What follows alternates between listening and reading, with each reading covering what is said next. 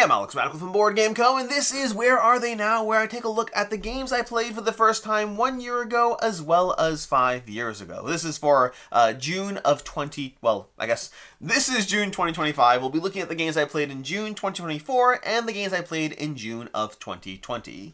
As usual, we will be dividing this up into 4 categories. The games that I did not like, the games that I liked, the games that I kept, and then the games that I kept, well, the games I kept and then left, and the games that I kept and are still here.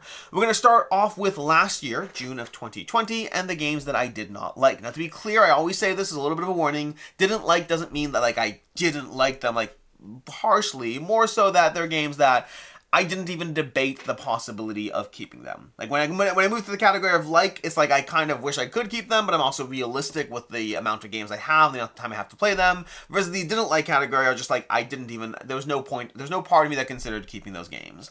Well, let's start off with Turbo Kids. Turbo Kids, I believe, was from Hachette, if I'm not mistaken. It might not have been Hachette. I think it was Hachette, though. But it's a little racing game where you draw blindfolded. The core premise of the game is you use the person's thumb as a joystick, and that just didn't work at all for a kid-targeted game or a family-friendly targeted game. It was just really, really not easy to play. It worked better from speaking to each other, and that's not the core premise of the game, but you could do that. I thought this was a bit of a miss as far as the target audience versus the type of game it was. Landmarks from, oh my gosh, I forgot the company. Sagrada, people make Sagrada. Floodgate made Landmarks. I wanted to like Landmarks. There were some central premises of Landmarks that were flawed, specifically the idea that you could perfectly deduce the guess that the giver was trying to give you, and you would still be guessing from like a 50-50 of where things are. The nature of the game was like, let's try to point people in the right direction using clues, and even if you figure out what I mean, you might still get it wrong, which feels like a very flawed premise for that kind of game. We had Effortless. Effortless was a prototype I played. I wasn't pulled in by the graphic design of the game, and the game itself I thought was not that intriguing as far as what you were doing. There's some degree of tableau building, some degree of gathering fun things, but overall, between graphic design and the gameplay, I just wasn't really pulled in by it. There was Safari Witness. That was a small box game I picked up from Origins, I want to say. Honestly, I don't remember a lot of the game. It's been a while since I played it. I remember not really liking it. That's all I have. Xylotar was a trick-taking game that has from Bezier Games. They put out a bunch of trick-taking games, some of which I really liked, but Xylotar was not one of them. Xylotar I just thought was a interesting premise that I never thought there was anything interesting about what I was actually doing. I bounced off hard off that one, as well as Reality Shift. Reality Shift was one that was you're kind of rotating these blocks with like racing, like kind of like Tron. It's like Tron the board game, but the actual gameplay felt more tedious than it was fun. As far as games that I liked but did not keep, just making hard decisions in life, we have Blood from Lewis Magnus Studios. That was a very involved game that had a lot of fun things going on as far as what you're doing. I do find Lewis Magnus Studios has a lot of big box experiences, and there's only so many rules-heavy big box experiences I can have, and Blood just didn't make the cut. Now, and Blood's a prototype. I didn't have a chance to actually keep it, so to speak, but it's one that I liked but would not actually keep. We had Switchbacks from All Play. Great, fun little game from them. They put out a lot of small box games that are very enjoyable. Switchbacks was definitely enjoyable, but it's one that I made the decision to play a few times and then get rid of, as opposed to putting it on my shelf. I find All Play games I almost always enjoy, but I don't always keep them because, again, time, mostly time. Then we have Mezen. Mezen is from Arcane Wonders. I played it. I thought it was a cute little system, but a little too luck dependent for me. It's the kind of game I'd happily sit down and play, but not one that I would seek out. We had Itto, also from Arcane Wonders. It's kind of like Wavelength, and Wavelength is a fun little party game at times, but not one I've chosen to keep. I've played Itto a bunch. I think it's a fun game. It's a good game, but one I'm happy to partake in, not one I need to own. Sandbag from Bezier Games is a tricking game that had a little bit more going on. I actually enjoyed the decision of a Sandbag more so, but it still didn't pull me in quite as much as some other games. We have Zoomies. Zoomies is from, oh my gosh, Castle Panic, Fireside Games. Fireside? Is that, I think it's Fireside. But Zoomies is a fun little kind of domino game of dogs and zoomies. It's a cute game, very light, a little lighter than what I'm looking for personally, but it was definitely fun. Then there was Ultimatch, also from them. That's a fun game of trying to add and sequence things as you build out your card structure. Overall, charming, fun, simple, and very gateway friendly. We had Caution Signs from Oh my gosh, from Wise Wizard Games. Caution Signs is a fun little party game, a little more drawing dependent. Those I find I don't tend to keep, but I am happy to play. And then lastly, there was Snap Swap. Snap Swap from Stonemaier Games was a game that had a good degree of point scoring optimization, but didn't cross over into a threshold in which I felt the desire to own it. In the category of games that kept then left, we have Nunatuk. Nunatuk from Cosmos. I really enjoyed this, thought it was very fun. Lots of fun little things going on. It was very reminiscent of, oh my gosh, I'm not blanking on the name. There's a game that's very reminiscent of, that's like very Viking themed. It's got bidding on tiles. Nidavellir. It's very reminiscent of Nidavellir. I enjoyed Nunatuk. I did decide to get rid of it after like 7 or 8 months, but it's one that I definitely enjoyed and held on to for a bit. And then finally, the category of games that I kept that are still here, we have a bunch. And again, in some cases, if it's a prototype, I kept it. It means I plan on getting it.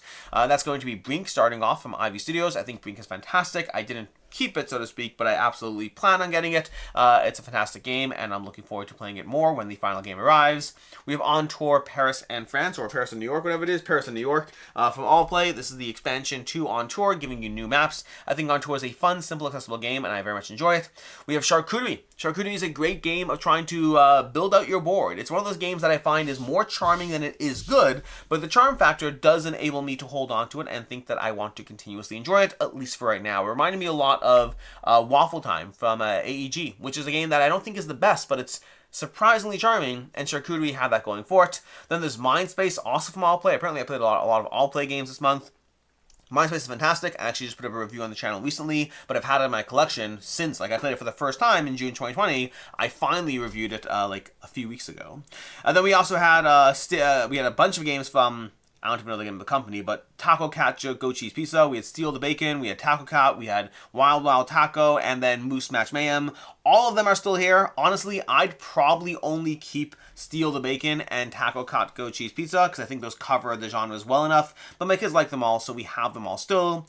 There's The Gang from Cosmos. That's another fun one over here. The Gang, I find, I don't often pull it out and play it. It is very situational, but it really, really lands when you're talking about gateway gamers. It does a great job, and if you want something to just kind of round up the night, I find it's a really good silent communication, vibing with the other players game that really...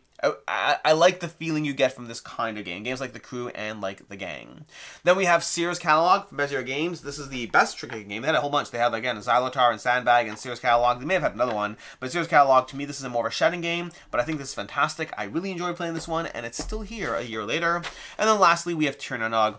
Tir Na Nog from Grand Gamers Guild. A great game. A fun little game of trying to gather cards, build out your tableau, slot your cards into the right order based on different scoring mechanisms, different scoring criteria. I like the variability of the game system, and I like the simplicity of the bidding and the turn structure. There's an interesting structure as far as how you place things down to get various cards to then go into your rows. Overall, really enjoyed it, and looking forward to the expansion at some point.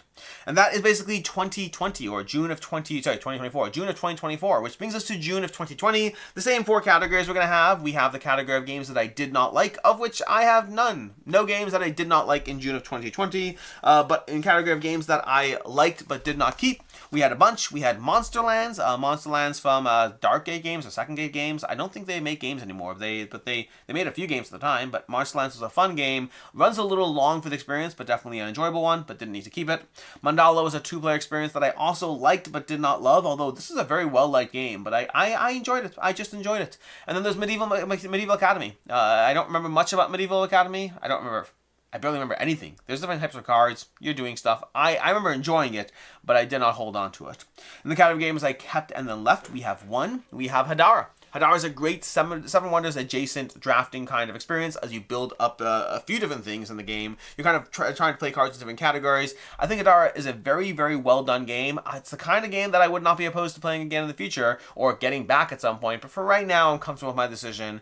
That one's stuck in my collection for years. Like, I had it 3 to 4 years, if not longer. But Hadara is excellent, and it's gone now. In the category of games that I kept that are still here, we have Twice as Clever. Probably should have grabbed that off the shelf. We have Twice as Clever. I like the entire Ganshun Clever line, and I own all of them currently. We have The Crew Quest for Planet 9. I still have that one. I also got The Crew Mission Deep Sea, and I guess that's it. I also tried the Crew Family Adventure. I did not like that one, but the Crew is still around and doing well. And then we have the Oracle of Delphi, which is fantastic. I'm not actually sure if I played this for the first time 5 years ago. I think I may have played this earlier. The problem is I only started logging plays in like 2017, so anything I played before maybe 2018, I don't know. So anything I played before that, it shows up as a new play on my app. So it's possible that I played the Oracle of Delphi. I think I did. I think I played the Oracle of Delphi a long time ago, but I'm not certain. And according to my app, I played it for the first time 5 years ago. But I definitely, here's what is true. I played it during COVID online and got it back because of that. So during COVID, I was going through a bunch of games on yukata.de as well as other sites, and I played through the Oracle of Delphi, and I was like, I think I want that game back. I think now that I'm realizing this, I definitely played it beforehand. Then I didn't play it for who knows how long. I got rid of it at some point. I played it again during COVID, and I got the game back because of that. So that's the story there. So it's kind of an asterisk on that one, but I'm still going to count it. In any case, that is your Where Are They Now? The games that are how they fared a year later as well as 5 years later. And a whole bunch of games that are still here. A few that I've left and a whole bunch that I've chosen not to keep to begin with. Until next time, I'm Alex Radcliffe from Board Game Co. I hope you found this video helpful. And as always, I hope you have a good one.